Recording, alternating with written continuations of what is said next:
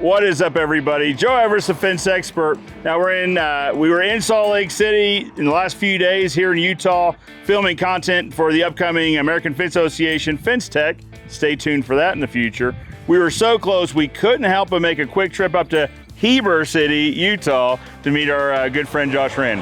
What's up, Fence fam? Looking forward to showing you guys a little bit about where we started from and where we're at right now. Now, Josh, one thing I noticed, and we talked about this a little bit before, is your shop is in like a picturesque environment here. We've got mountains all around us, but you were saying it sometimes that kind of blends out into the background for you. Yeah, we've had a few people visit that are from east of us, and every time they comment on the mountains, and we are literally in a 360 degree, we're right in the middle of mountains all the way around, and we can take our dirt bikes, our razors, we've got boats. 15 minutes any direction, we can be on 3 different lakes. We can be snowmobiling in the winter, skiing's 15 minutes away, or dirt biking through the mountains. So it's a great place to live, awesome place to recreate, and a really good place to build fence. I was gonna say, great place to build fence. Right. So we've got some different styles of fence here. Now this is the Buckley fence. So we did a video on this recently, both black and white, I guess. Yeah. You guys like putting this in? Yeah, it's a really good product for horse equestrian style. It's actually one of my favorite ones to look at. Yeah. We get requests for it quite a bit, and Buckley, usually when they get a phone call and have somebody within a 6-hour radius of us, they'll recommend us to that customer. Nice, very good. Well, Josh, to tell you what, if you don't mind, let's take a trip through and see what your shop looks like. All right, sounds good. Now, we come right in the door and we're thrown straight into the action. We're right in the middle of the fab shop. Yep, this is where it all goes down. I got started welding on the floor right here when we moved to this shop. And we originally started with just wanting to park our equipment outside. We asked if we could have access to the building to park inside to protect our tools, and then we kind of morphed into 100 feet long, maybe 125 feet worth of length in the shop. Sure. We can park 3 full-size trucks in here. And we could actually fit 4. We don't have the 4th one. Well, actually we do. We'll get to that. So we can bring material in on dollies or carts if we need to, if it's too long. We do have a staining process that we just got started with. That's gotten a little bit more interesting. I actually copied what you had in your background on your YouTubes with my background. Yeah, Wall of Fame up there. There we go. Very nice. We do some training with the TVs. We have 2 of them set up in here. Nice. We'll use both. Most of the time we're watching YouTubes with either you guys or Mr. Fence Academy, or even SW has some really good content. Appreciate that. And that helps our guys to learn. A lot of translation has to go on with that because we have a lot of Hispanic guys working for us, but sure. Seems to be, I've only ever been able to be successful with guys that want to work. And so that happens to be the Hispanic culture, and it works out really well for us. Nice. So we've got just a flat fabricating surface, but also we've got a somewhat vertical fabricating surface here, right? Yeah, so we'll bring in raw steel, not raw, I don't know what you call these, but square tubing. Yeah. They'll come in and we'll cut them in half into 68 inches because 90% of the vinyl gates that works for them. So we pre-cut, this is probably 6 months worth of fence. We set it up on the welding table. Okay. We'll get it built into its U shape, and then we bring it over here. We'll cut the vinyl to fit. Okay. And then we finish welding it here, which this what this orange cord is for. This is grounds it. It'll ground it when we get it hooked up, or when the gate is there, and then we finish welding it. That way, when we weld the splatters, we're not welding flat because the splatters, you got to protect all that. Yep. If we weld up underneath, it's an upside down weld. We never have any issues with burns. It works out really good.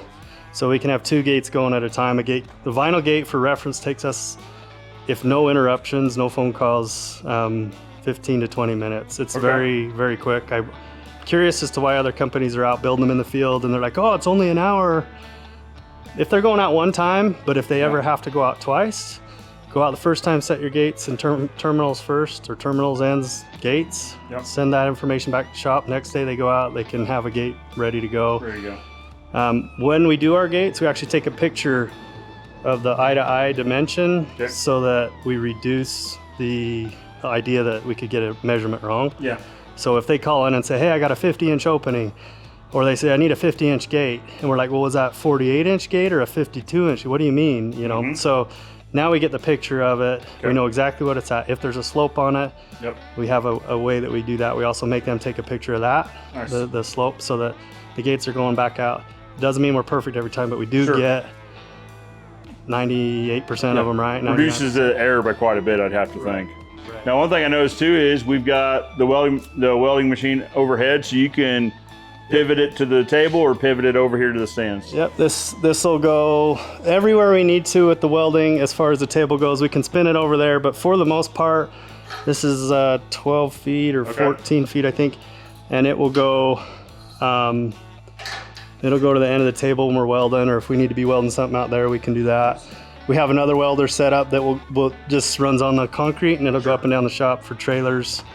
I really like this idea because it keeps it up out of the way and it's easy to move. We've got the rolling ones, and it seems like they're always in the way. Yeah. No matter where you're trying to weld, they're in somebody else's way. Yeah, I would recommend not doing it this way. I saw this idea was we were going to fold it up, but we've only ever folded it up once. Okay. And what I would recommend is a steel I-beam, just straight Straight across. out. We'll change that out this winter. Yeah.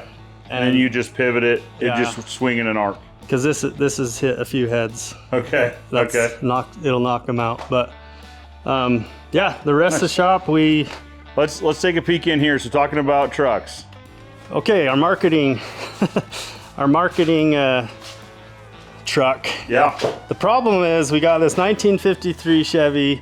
I saw it on the side of the road, and I've always wanted an old truck like this. And I called the accountant and said, hey, I really want a truck that's old. Is there any way I can buy one? And he said, well, what are you going to use it for? And I said, well, really, I want to just do it for estimates and advertising. I just want to buzz around to the estimates. And he said, yep, absolutely. And so we went ahead and secured it. I spent a few $1,000s on just the interior, getting it nice. And then now it sits. Well, but it sits because it's too effective, it sounds like. It is. We discussed that earlier, where when we put it outside, we park it at the grocery store. We've done some fence there, so the guy will let us put it out front. Wherever we park it, we get calls. Hey, I saw your truck out there. It reminded me I needed my fence. And so they go ahead and we use it when we need to. If sales are slow, if we're just a month out instead of 4 months out or 3 months out, then we'll pull it out. Put it on the road. That's right.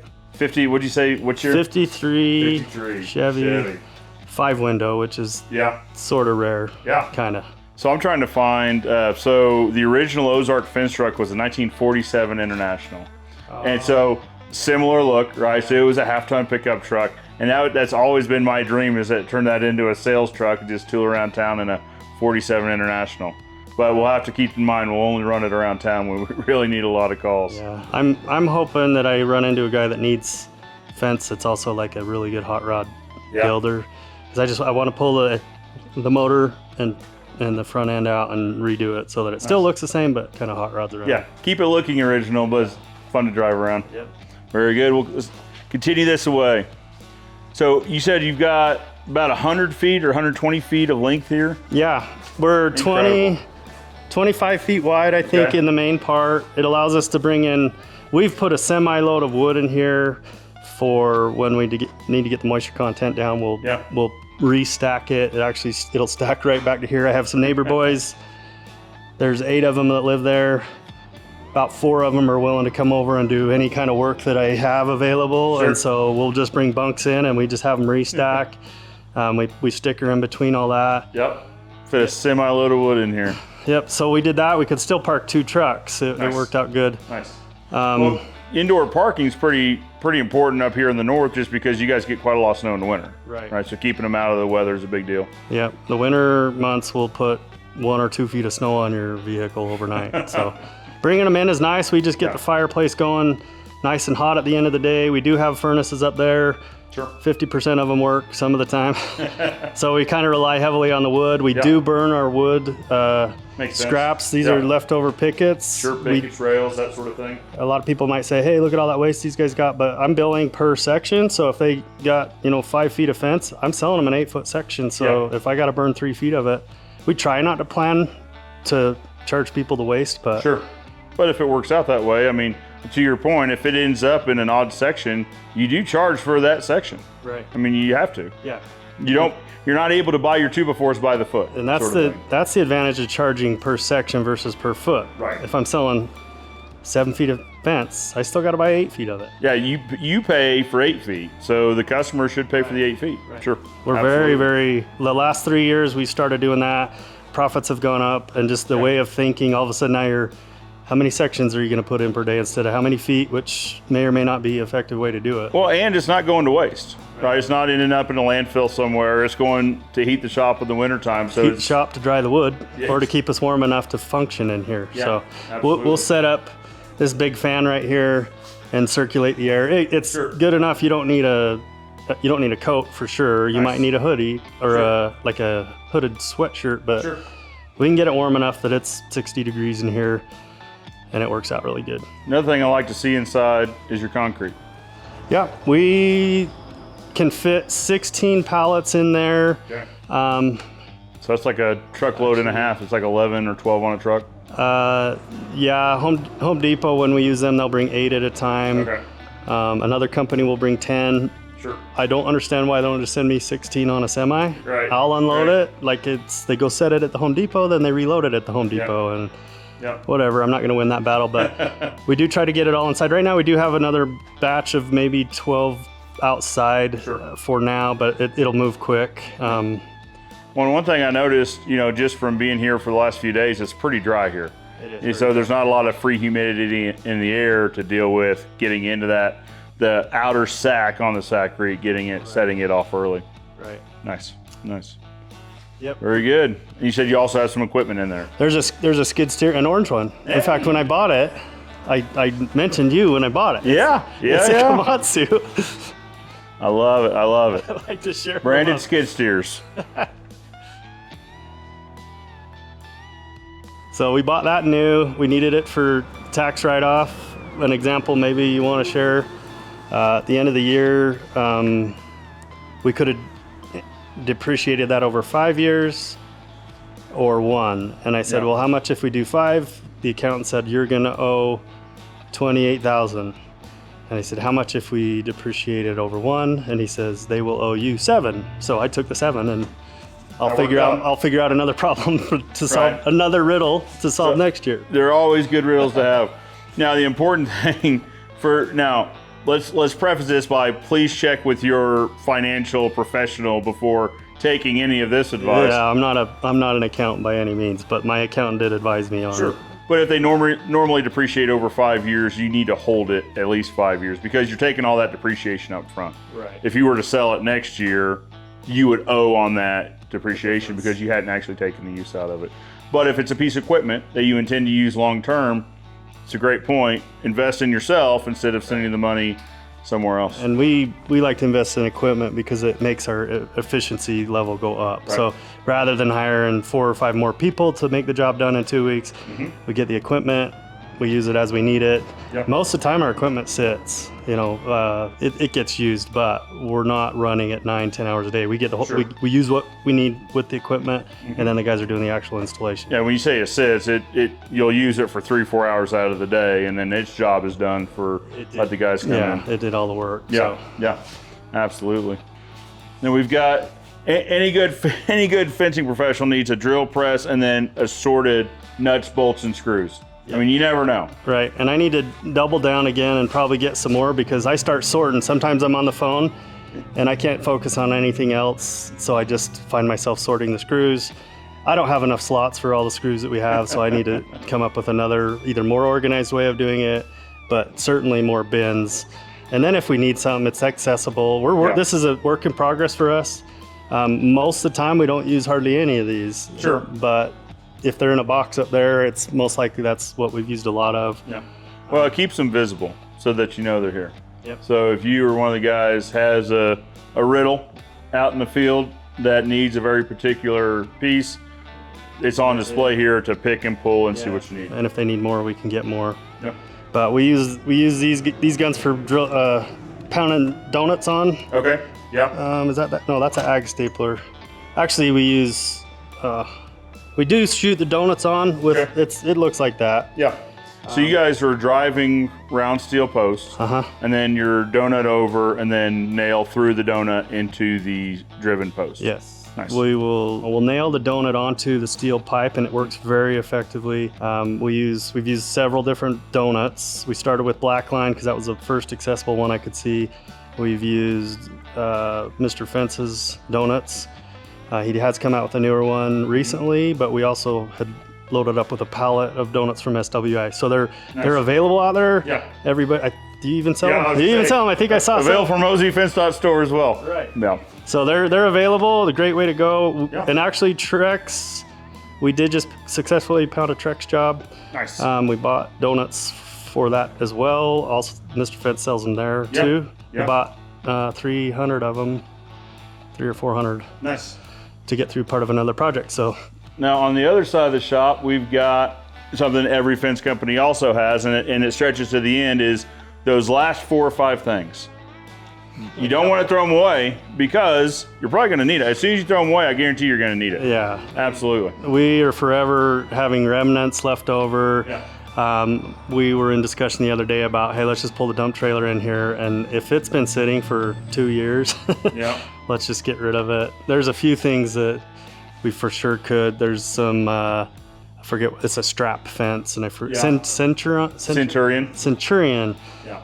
The customer wanted brown and then changed her mind and didn't want brown, and I'm stuck with 1,200 feet of this stuff. Quite a lot of it. Yeah, she paid for it, but like, do you want this? No, she doesn't want it, so we'll just set it there, and if we can have an opportunity, we will. If it sits for another year, maybe I'll get rid of it. You know, we moved shops 4 years ago, and the shop we moved from, my granddad had built it in the early 90s.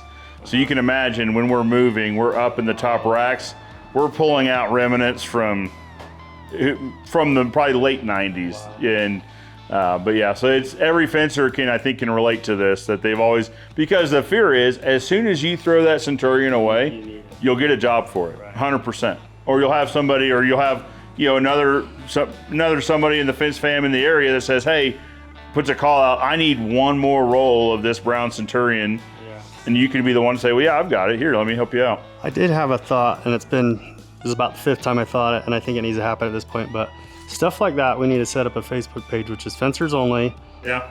Hey, I got 200 of these. They're just sitting. Yeah. You pay for shipping and a couple $100, and then it's no longer there if someone else needs it. Yeah. There's a guy, I forget his name, but he messaged me yesterday. He needs some brackets that I have a whole bunch of, and I'm never going to use. And so I'm gonna maybe I'll set the page up just to get it rolling. Because like I said, I think every fencing professional has. We all got stuff. Yeah, we've all got stuff, and then we all have needs. Well, and maybe even trucks. You know, we're just going to host it on a page. Utah has a real good, it's called KSL Classifieds. Tons of good stuff all across the whole platform. It's like a Craigslist, but way cleaner and nicer. And you can go in there if you're looking for stuff, and it's very organized in a super professional way. Nice. But people are trading stuff on there all the time. And so if we had something like that just within the Fencers on Facebook, I've seen it several times. And in fact, Ryan Sloop sent me a picture of a Montana T-Rex pounder that we were talking about that somebody's selling, that he noticed they were trying to sell it. And I'm like, well, that's just on his own page, but I never saw that. But what if we were all going to connect the dots? We'll get it up and running. I love that. Stay tuned for that. Yeah. Now, we also have some pretty significant, we see some core drills that look pretty standard, right? Yeah. But then you've got some big boys here. They may be a little bit larger than standard. Yeah, we had a $5,000 core drill at one point. I bought one bit and it fell off the truck, and there it went. This one is $1,500. I think Victor doesn't like it. But I do. And so it does work. And you just bolt it down to the ground on your slab, and it works fantastic. The biggest thing is learning how to clean the diamonds. Actually, Victor kind of taught me, you hit it with the chisel, but be careful with the chisel tip because you'll lose your eye, which is what I did. But you knock it out with a file. You can clean up these. There's other ways of cleaning these up. But you can get these to last a few years, or 70, 80, 90 cuts. And then this specific one, if you find it on Amazon, to buy all the bits, the whole replacement's like $600 total for 10 different sizes. It's a great way to get into core drills that are probably more precise than the handheld hammer drills. Yep. For sure. I like it. I like it. This is where we try to keep our straps because trucks should always have 8, but rarely do. They end up, there was a couple in the yard earlier today. Yep, they always end up somewhere else. Now this caught my eye. Yeah, this is our, I got the concept from this last couple years where there's a big movement to start staining your own wood. Yeah. I was real hesitant to stain because I did a project on the Big Island in Hawaii and got done with the wood. It was a stain job. I took my sprayer and I sprayed the fence. I went home and I got a phone call that night and the customer said, hey, there's overspray on all my vinyl on the windows. And I just thought, well, that's not good. So I had to hire another company to come in and touch up his house and clean up for me. And then the rental car company called me and said, there's some overspray, it looks like, and it's this brownish color on our white car. And I just thought, I'm never staining. Yeah, we're done with staining on site. We won't stain on site, but we will do it here. So I've been working with Stain and Seal with Caleb or Carl's the guy I actually deal with most of the time. But originally Caleb got me, answered a bunch of questions for me. We did a few jobs, actually got one job wrong. We set the post, the customer came back from vacation, said, that's not the same color as the website. And I'm like, ooh, Caleb, what do I do? And he said, well, let's try mixing a couple, throw another color on it and just see if you can get her in the neighborhood of what she likes. So we actually came up with something, cost a little bit more stain instead of ripping all the posts out. And then we went forward with it. They were just, they actually gave us a great review, 5-star review based off of how we handled it instead of me just saying, no, I'm done. Yeah. Nice thing about pre-staining is you guys can do this year round. Yes. So we're talking about getting a foot or two of snow overnight. It doesn't matter what it is outside. In here, you could always be staining. Yep, that's right. So we will bring, this is 17 feet long. It's just our first 1.0 version of stain. Well, actually, 1.0 is in the dumpster. I just threw it away. It was a 2x10 and a couple 2x4s where we put some plastic in it. We just dip it in there. It was mostly a trial. And I knew that we would go something this direction. Chris Gass has a really good hexagon shaped version of this that seems to work really good. I think we may line this with pipe down the road. Or we'll just rebuild it with something else. But the staining has been a great opportunity for us to go with a lateral move with our business to where in about, when these hit 3 years, I'm going to call them back. I've already got it in. We already did a good job. They already love the fence. Hey, for $800, we'll come back and stain the rest of your fence or whatever it is. Well, and pre-staining is such an easy upsell because the homeowners are starting to understand that they've got to maintain it somehow. It's not maintenance free by any stretch of the imagination.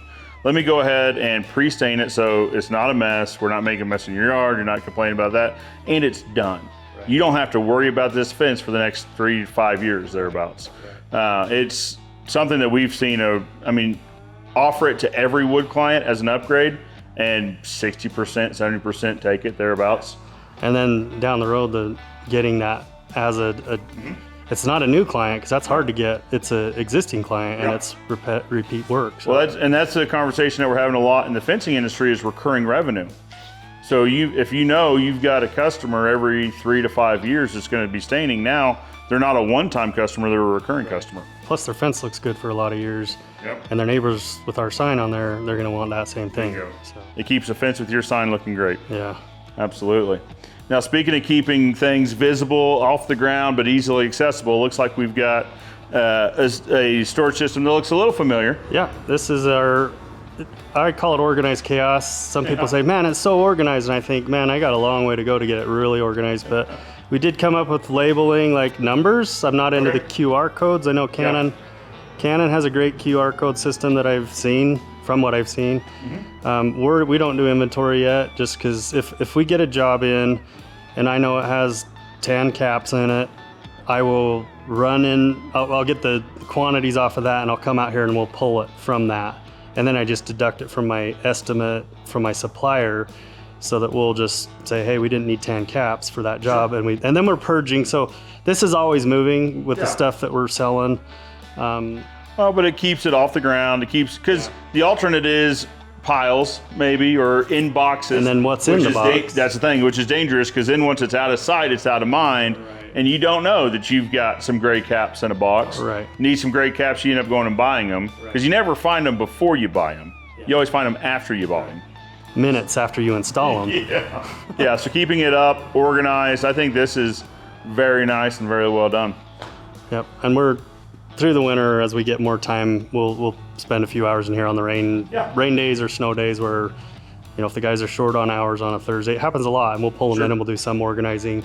We try not to bulk that into one whole paycheck, like all of it at once, because that's, but a little bit of time from the 2-week pay period, half a day is not gonna. If they're back early from a job or something like that, and Now behind us, speaking of remnants, we got some vinyl. Yeah, most of this stuff's about 2 or more years old. Sure. We're pretty good at purging, and if we need it, we can get rid of it.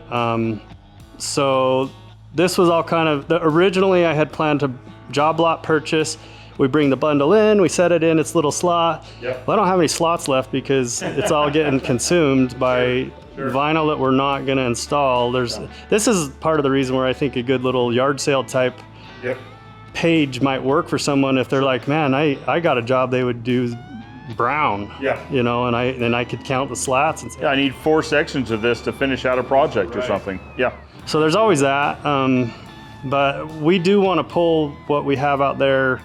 If we open a bundle, we would like to get to where we can start storing it inside on the shelves and know what's there. I do want to get a shelf created that's like, I have some black caps from a blackline job that we did here in town. We're not quite done with it.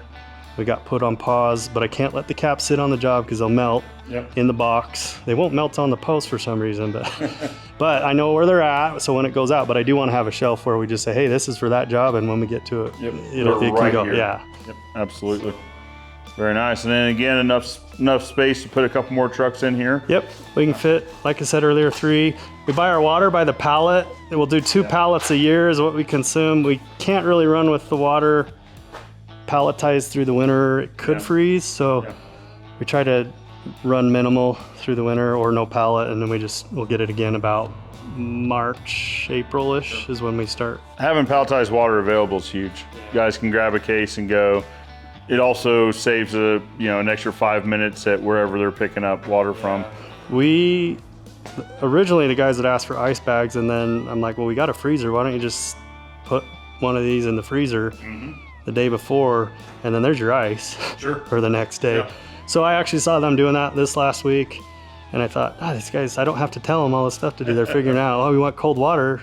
Yeah, we're gonna freeze it. Put some frozen bottles in. Yep. Nice. And of course, we got an assortment of hoses and extension cords. Yeah. Ready to go right out the door. I'm gonna redo that wall so that it's welded hooks coming out. Okay. So it's a little more, I can get rid of the shelf. It'll free up a few feet. Sure.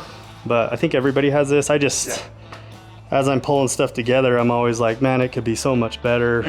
But all that stuff takes time. It's hard to do that, run the business and keep the guys going, all that. Yep. But it's always a juggling act. It always is. Yeah. Let's check out outside. Okay.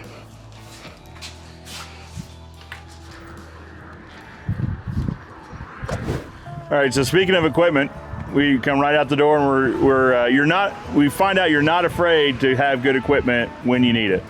Yeah, so we run, for the first 7 years, we were running two Hitachi, Hitachi and a John Deere, same company. We will drill with the auger. It works pretty good here. In fact, it's kind of a must because we have a lot of cobble rock here. Sure. So the rocks will move around in the hole, but once you get the hole, it doesn't stay defined, and so you end up having to pluck the rocks out with your dig shovels anyway. But this gets things started. Much easier to work with. Now, what do you find the benefit of this over like a skid steer setup with an auger? So the skid steers, you have to go in and turn at every hole, and it will rip up the grass. Maybe half of the houses we go into when we're drilling, we got to be careful. Yeah. The advantage of the Mini is you can reach over and drill 12 feet away. Yep. You don't have to, like a mini skid or a skid steer, you're driving all over the property. Those have their advantages too. Ideal scenario is we'll come in with a skid steer and stage the job with the skid steer. Will load all the pallets of material in the backyard, and then if we need to use a mini, we'll use that. If we're pounding, we'll pound it. Yep. We will know that by the time we sell the job. The day we go out to meet the customer, and some of it we can figure out based off the neighborhoods at what we're going to be able to use. So we do all that planning ahead, and we know what we can take on the job, and then we try to eliminate our foot traffic. And so if we can, we do, meaning if we can preload the job with a skid steer, we're going to do it instead of sending the guys out with the material on their truck and then they got to walk that many steps. Our numbers, sections per hour, go way up when we preload the job. Makes sense. Everything's pre-staged, ready to go. Yep. I also think this is the optimal color for equipment. So I like the theme here. Yeah. We just need to get Aloha Fence over to Team Orange. That's all we got to do. Your equipment already matches. Orange is nice in some areas. So we've got more laydown area. We've actually got quite a lot of laydown area out here. Yeah, our lot is actually, in fact, if they shut us down, the property line is right here. There's a pin right here. Okay. I lose access to this end of the shop, which means we'll have to flip-flop the whole shop. Gotcha. No more driving through this. But for now, this guy hasn't sold his 2 lots, and we're good with this, so we just use it. This material was sold in January. We got going with 1,600 feet of fence, and then they paused us at about 800 and said, we got to get approval from the government because we're close enough to this canal that goes through the valley that anytime you're that close, they don't want you messing with it. So they just had to get approval. So we paused that. It's all been stained. I was going to say pre-stained. Pre-stained. This is a Stain and Seal Experts barnwood color. Barnwood. The whole project, 20 years worth of work, is barnwood. So nice. You're welcome, Caleb. We come around, we see more of the Sacrete. Hey, there's a 1.0. Oh yeah, It's my dip tank. It's not in the dumpster here. This is where I started. Nice. Yeah. And it worked. You got to keep it. Version 1.0. It worked. Absolutely, it worked. So I recommend if you're gonna go this route, maybe a little taller sides, and always line it with plastic. Yeah. And then you just replace the plastic every time. That's really cheap. Oh yeah. Well, and the moral of the story here is never be afraid to try it. Right. And you don't have to go all out on version 1. Yeah. Just prove the concept out to yourself in the easiest way possible, and then iterate from there. Yep. It's $120 worth of wood. It's about $100 more than it should have been, but it worked. So that's exactly it. Absolutely. So we have a little overstock on our concrete, but it'll go quick. It's a good problem to have. Yeah. That means you're putting posts in the ground that need concrete. Yep. Very good. And then we have wood out there that we bought out of Oregon, most of that. It's the guy that I work for in Alaska. I got to understanding his background, and he started building fence, couldn't get his pickets fast enough, started milling his own, cutting down the forest in Oregon. Got very successful at that. They have 85 team members milling lumber. So when I wanted this truckload, I had an opportunity to put it all into one truckload, which was my first lumber purchase from truckload standpoint. Yeah. He had to cut some of it, and that's when we brought it in soaking wet and had to put it in the shop, start the firewood and get it going. Nice. But what's more important is where we actually started from. So let's head back over there and we'll show you where Aloha Fence originated. Sounds good. We'll see you guys there. Well, Josh, through the magic of YouTube editing, here we are in your backyard at the original Aloha Fence shop. That's right. So started just around the corner, first gate, got sparks on the stucco, and I realized that right away that wasn't going to work. So I built this shop. Nice. And let me show you what's inside. Yeah. So you built the shop. Yep, I built the shop. Very nice. Just kind of a pole barn style. We got real power in here, and then we started welding here on this very table. Yeah. So that was my first welding table. I really don't think it's very productive to weld on the ground or in the grass or anything like that. So any of my stuff, I like to do it standing up. So we started off with this welding table. It does fold up, although I got it set up to fold up and never needed to fold it up. Sure. I used to buy steel just couple gates at a time because I want to make sure it was working. I didn't want to get too deep into it. Yeah. And then as I got a little more productive, we would buy 6 months at a time. And we buy when we have money. So during the summer, we have more. We try to stockpile and have plenty of material to run through the winter because winter's a little bit harder. We're not likely making money through at least one of the months. And so yeah, when we have money, we'll spend it on extra materials during the good times. And so yeah, I would weld in here, and these hooks up here that are now holding the garden tools, they would hold the racks would hold the gates in the air so that I could spray paint them. And so this is weld shop, paint booth in one. All in one. Nice. Imagine that. Nice, nice. And I tried to insulate, so we use this 1-inch foam. I do have a pellet stove set up in here, but I haven't ran it for 2 or 3 years just because I don't do a lot in here other than store the bikes. Biggest thing I got to take care of now is trickle charger on the dirt bikes, keep the batteries from freezing. I was gonna say the shop use has gone from one thing to another, it looks like. Yeah, that's right. Storage of toys is now what this one does. The saying might be work hard, play hard now. Yeah. It seems like we probably do this a lot, but based on the toys we got, but realistically, I get the bikes out just 2 or 3 times a year. It's unfortunately not as much as I appear to enjoy it. But we do enjoy it when we get to go. When we try to get the whole family to go. We involve our kids, as you can see. We got smaller bikes for the kids, and actually now most of our kids are grown up. Well, all of them are. And we actually recruited some neighbor boys. There's 8 of them over there and a little girl. 2 or 3 of them usually like to go camping with us, so we got a bike for them to ride, and they can even grow through from the 110 to, what is this, a 125, 230. So they get the opportunity to go with us. They love it. They'll take them camping once in a while. So, well, the moral of the story is, so there's more to it than work. That's right. Right. So it's not working, or it's not living to work. It's working to live, or vice versa. You have to have a reason for. You can't just slave to the grind every day and put in 6-7 days a week. It doesn't work long term. I think you burn out, you burn your family out. They're like, where's dad? Who's dad?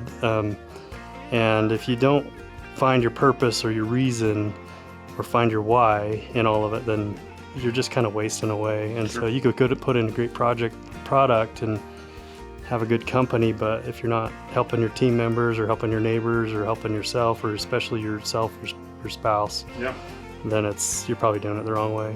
Go get a job at McDonald's or something, 9 to 5, Sure. So from this started the Aloha Fence, Utah. Yeah, so we started in Hawaii doing some pretty big projects. One of them was 25 years long total. We were there for 5 of that. That's the reason we went over there. Nice. That kind of morphed into some additional union type work on military bases. I did one project on Kauai for the Navy, and it was fenced around a missile, an interceptor missile. It's a defensive type missile. If we're to get bombed, this missile goes up into space, blows up the other one. Whatever's coming in. If they get that far with technology, which they will eventually. But anyway, so that was a pretty cool project. From there, we decided that we were going to move. We kind of had a time limit on Hawaii because it's difficult to stay there, especially if you're not there. It's just a hard place to live. There's more opportunity on the mainland than there is there in this type of work. And so we put our sights on Heber, and I flew over to check out the growth and the opportunity. And when we did that, I knew right away that because of the amount of dirt that was turning, that we'd have plenty of opportunity to grow here and make a go of it. And so that's where when we came here, we started the company called Aloha Fence. How long ago was that? We're in our 9th year. We're about 9.5 into that. So next year will be 10 years.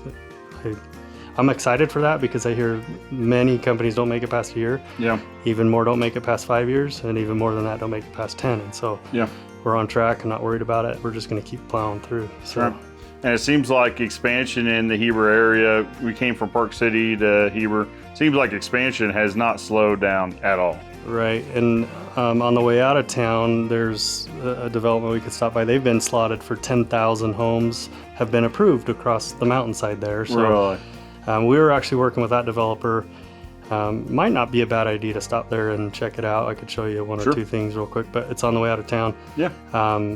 There's the developer there got us right in the beginning. We got right after it, and they say they've got 30 years of work. So we'll do 2 to 3 big chunks of footage for them. By the time they get through everything submitted and through their processing, then there's enough time to do 3 a year about is what it works out to. So yeah, we're in with that. Plus that will trigger all the neighbors, and doing the residential stuff. And that's, kind of how we if we're first in a neighborhood, we usually will get 80% of the work in a new neighborhood. And we have that all the time here. Yeah. We'll have every year there's a new neighborhood, and I go in and I'll put flyers on doors and start knocking if I have to get in there. Usually we get called in first.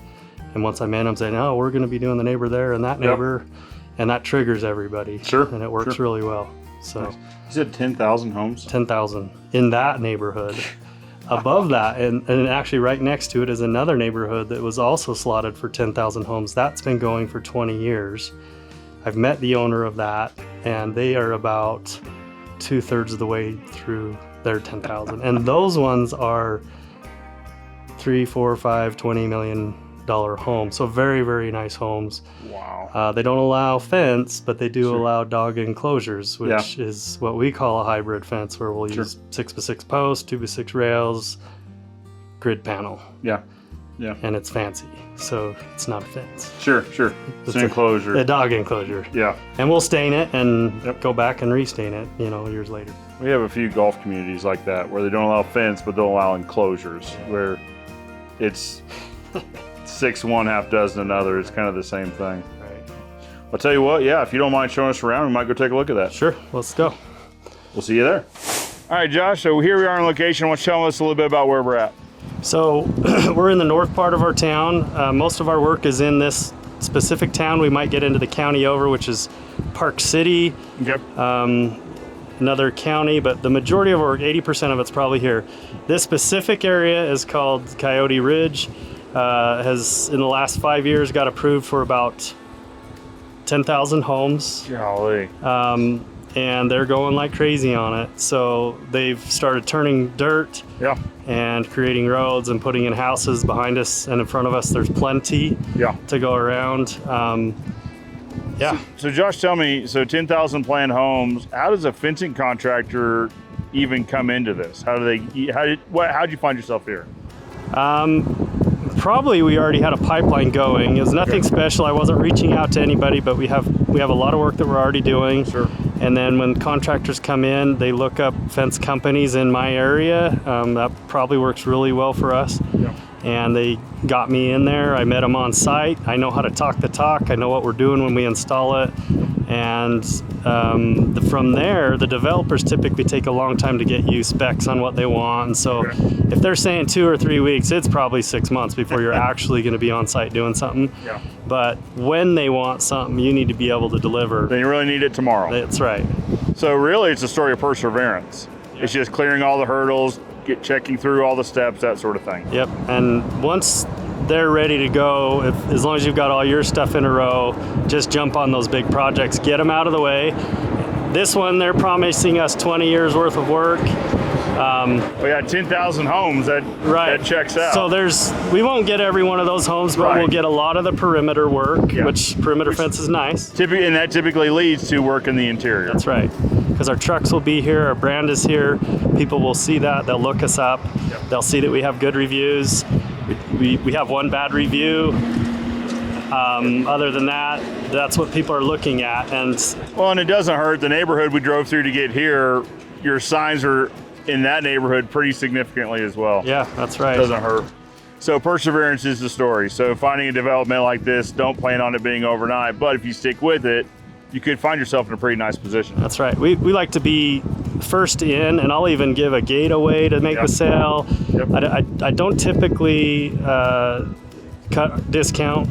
We're not real big into that, but if I'm first in a neighborhood, very first one going in, I will push them up on the schedule. I will give them a free gate, incentivize a little bit, because that puts our brand in the neighborhood. Yeah. We do a good job. We get in, out fast, and then we can also say, hey, by the way, we're installing your neighbors in a couple weeks, or we installed that one already. Yep. And so it gives you a leg up on competition if you're first one in there. Absolutely, absolutely. Now this is your fence as well, is why we picked this location. Tell me, so 6x6, 2x6 rails, but it's on a block wall.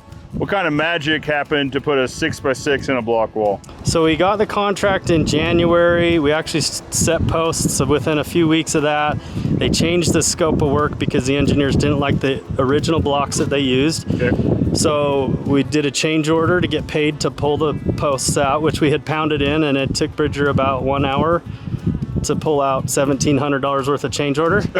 We hadn't installed any other work, so it was a pretty good little profit margin on that. Not bad. Then we recommended that they allow us to do a core drill type of installation. So we core drilled 6 inches into this block. We set a pipe at 24 inches above, so the 30-inch pipe, 6 inches in top of the concrete. Yeah. We used Quickcrete to set the pipe. That'll set up real fast. Sure. Fastest way is to drill all of them. These were equalized spacing with the equalizer we bought from Mr. Fence Tools. Yeah, very good. And then we used our machine to drill the 6x6 post. We drill a 2.5-inch hole in the bottom of the post, and then we sleeve that over. It doesn't always mean it's exactly right or leveled up. So we have a pipe bender that we fabricated that we can bend the pipe a little bit, and then we can sight them in. And from there, depends on the hole. If the hole is elongated or out of level, you set the post on there, and you might need to tweak the post so it doesn't look level in order to get these posts straightened out. But they will straighten out. The left and rights will go pretty easy.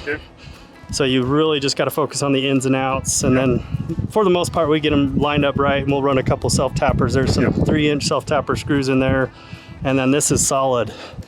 Yeah. It's not going to fall over. So 2.5-inch steel post, core drilled in, grouted in with a cord 6x6 post sleeved over, affixed to that post. Yep, and it does work. I wouldn't believe it unless we did it ourselves. I've seen it done before, so I know it works. I've done it in California and I've done it here, so it works out real well. It's a great option if you need it. Yeah, well, and a benefit too being repairs on this will be pretty straightforward. Yeah. So you could simply unsleeve it, or do whatever repairs, sleeve a new one in if you need to. That's right. Very good. Josh, thank you so much. I appreciate you taking time, showing us the spot, showing us the neighborhood. And thank you so much for your time. Yeah, you're welcome. Guys, we'd love to tour your facility the next time we're in your neck of the woods. Be sure to send us an email. The link is in the description below where you're at. And next time we're in your neck of the woods, we'll swing by, say hello, and hear your story. For now, Joe Everest, the fence expert. Josh Rand, Aloha Fence. Building better neighbors. Good fences. Make good neighbors. There we go. We'll see you next time.